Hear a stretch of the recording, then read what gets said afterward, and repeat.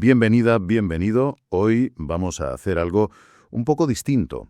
Nos vamos a meter de lleno en un texto teológico de 1879. Que suena así de primeras a algo muy lejano, ¿no? Totalmente.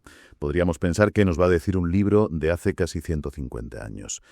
Pero la obra es Santidad, de J.C. Ryle, que fue obispo de Liverpool, y la verdad es que el texto es sorprendentemente directo. Y muy actual. Muchísimo. Así que lo que vamos a intentar hacer es desmenuzar sus ideas sobre qué significa, en la práctica, vivir una fe consecuente.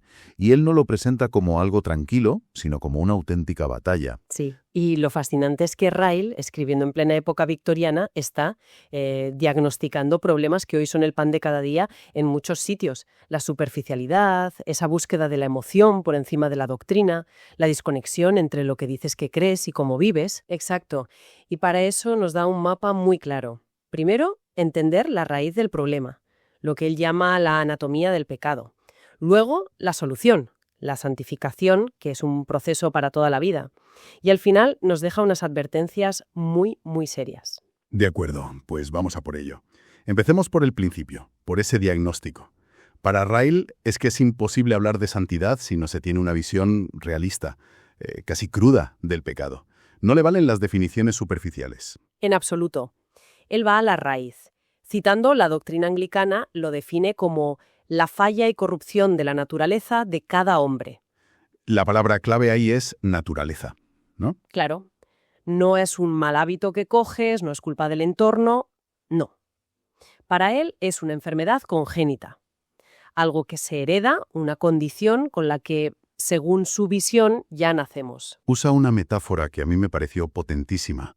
Dice que el ser humano es como un templo majestuoso, pero que ahora está en ruinas. Eso es. Y es que todavía se ven restos de esa grandeza, ¿sabes? La capacidad para el arte, para la ciencia, pero la estructura entera, los cimientos, están mal. Exacto. Y esa ruina, insiste él, es total, no en el sentido de que seamos lo peor de lo peor, sino en que el pecado ha infectado cada parte de nosotros. ¿A qué se refiere con cada parte?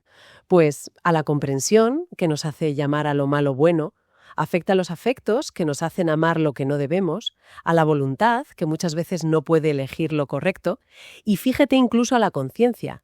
Que se supone que es nuestra guía. Claro, pero él dice que si no está iluminada por el Espíritu Santo, puede ser una guía terrible, que nos lleve a hacer barbaridades pensando que hacemos lo correcto. Es una visión bastante demoledora. Y además añade otra capa, el engaño. Sí, que el pecado casi nunca viene de cara. No te dice, hola, soy tu enemigo mortal. Ryle dice que llega como Judas con un beso. Pone el ejemplo del rey David, me acuerdo. Exacto. Su gran pecado no empezó con una decisión fría de voy a cometer adulterio. Empezó con un paseo ocioso, algo inofensivo en la azotea. El pecado, al principio, casi nunca parece pecado. Vale. Si ese es el diagnóstico, una condición interna, total y engañosa, ¿cuál es el remedio que propone? Y aquí entra esa palabra, santificación. Pero insiste mucho en distinguirla de justificación.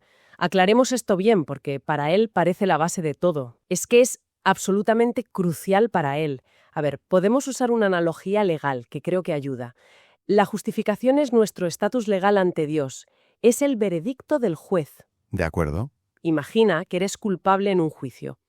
Pero un abogado perfecto te defiende y, basándose en él, el juez te declara no culpable.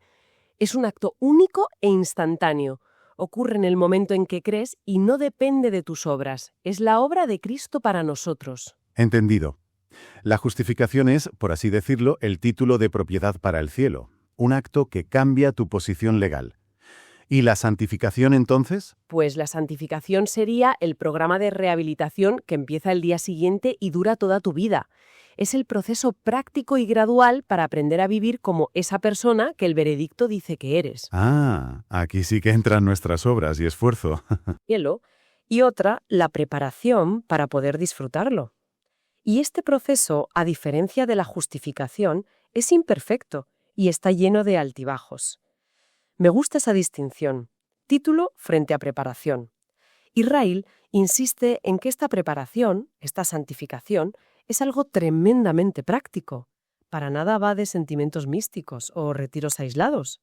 Él dice que la santidad no es solo creer y sentir, sino hacer y sobrellevar.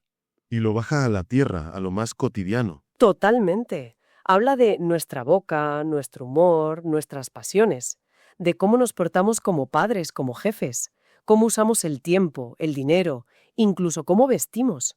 La fe, si es real, se tiene que ver en el día a día. Por eso dice que el cristianismo de verdad es una batalla, ¿no?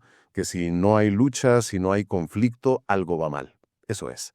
Quien quiera ser santo, dice, tiene que prepararse para luchar en 3 frentes.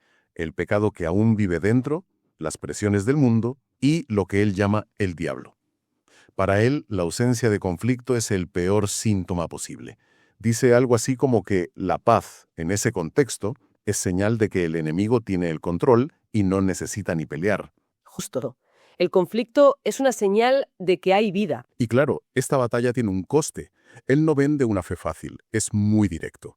Enumera lo que llama el costo de ser un cristiano verdadero. Y la lista es desafiante, sí. Lo primero, y quizá lo más difícil, es la pretendida superioridad moral. O sea, tienes que renunciar a tu propio orgullo. A la idea de que eres buena gente. Exacto. Aceptar que vas al cielo no por ser una persona respetable, sino como un pecador salvado por pura gracia. Tienes que renunciar a la confianza en tu propia bondad.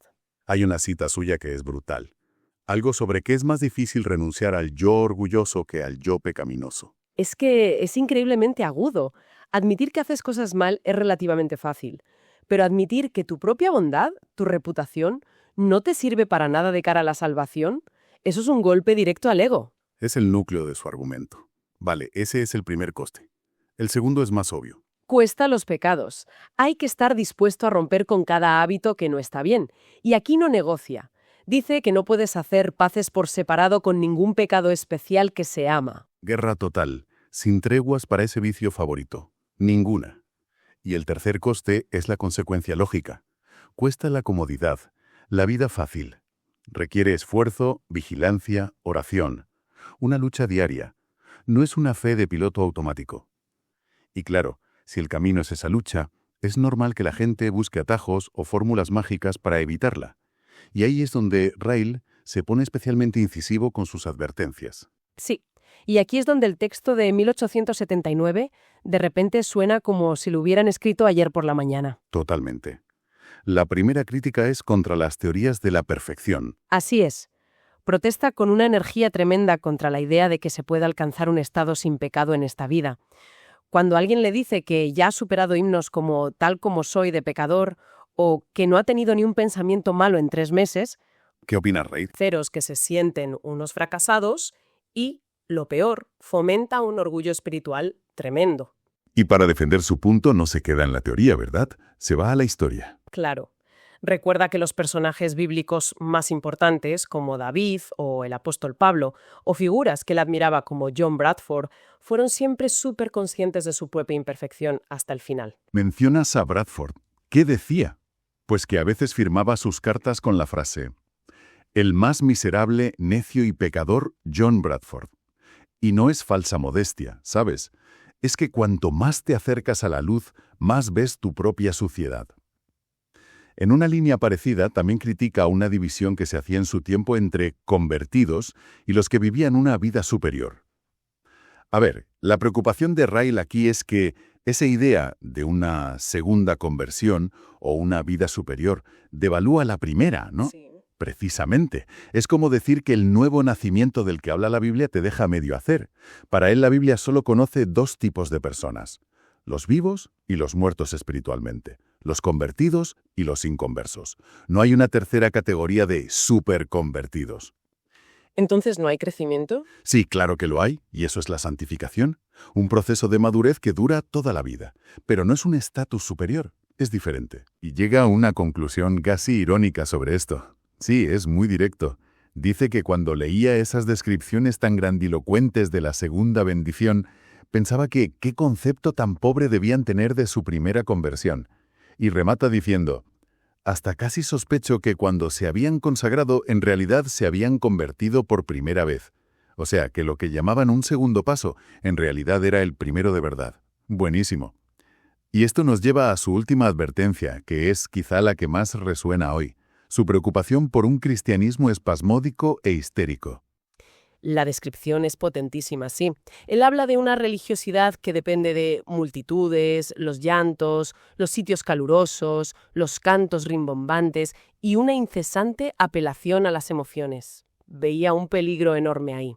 Se refiere a lo que hoy podríamos ver en algunos eventos masivos, donde la música, la producción, la experiencia emocional parece el objetivo principal. Justo a eso. La crítica de Ryle es que esa atmósfera anula el discernimiento. La gente siente algo muy intenso y asume que esa emoción es la prueba de que algo es verdad, sin pararse a analizar si la doctrina que hay detrás es sólida. Y eso crea cristianos frágiles, quizás. Crea cristianos incapaces de distinguir diferencias doctrinales. Mientras el predicador sea hábil y fervoroso, carismático, la gente da por hecho que todo está bien. Es una advertencia contra la tiranía de la experiencia subjetiva por encima de la verdad objetiva. Entonces, el mapa que nos deja Ryle es brutalmente honesto. No hay atajos, no hay experiencias mágicas. Es un llamado a mirar de frente nuestra propia naturaleza y a entender la fe como un oficio, una artesanía espiritual de cada día. Y sus advertencias, parecen escritas para la era de la gratificación instantánea. Sin duda. Es un llamado a una fe con raíces, coherente, que transforma cada pequeño rincón de la vida. Una fe de carácter, no solo de sentimientos. Para terminar, hay una idea final que él plantea y que me parece muy provocadora. Se pregunta por qué es tan importante la santidad. Cita eso de, sin santidad nadie verá al Señor. Y le da una vuelta muy interesante. Sí, su respuesta no se centra en cumplir una regla para poder entrar al cielo. Se centra en la aptitud, en la idoneidad. Lanza la pregunta, ¿qué haría una persona no santificada en el cielo? Y su conclusión es que no podría ser feliz. Exacto. Sería como un pez fuera del agua. No es que le prohíban la entrada, es que sería incapaz de disfrutar de un entorno cuya atmósfera es la santidad pura. Y las analogías que usa para explicar esto son imposibles de olvidar. Son demoledoras. Dice, cuando un águila sea feliz en una jaula de hierro, cuando una oveja sea feliz en el agua o un búho bajo el sol del mediodía, entonces, y solo entonces, admitiré que el hombre no santificado pudiera ser feliz en el cielo.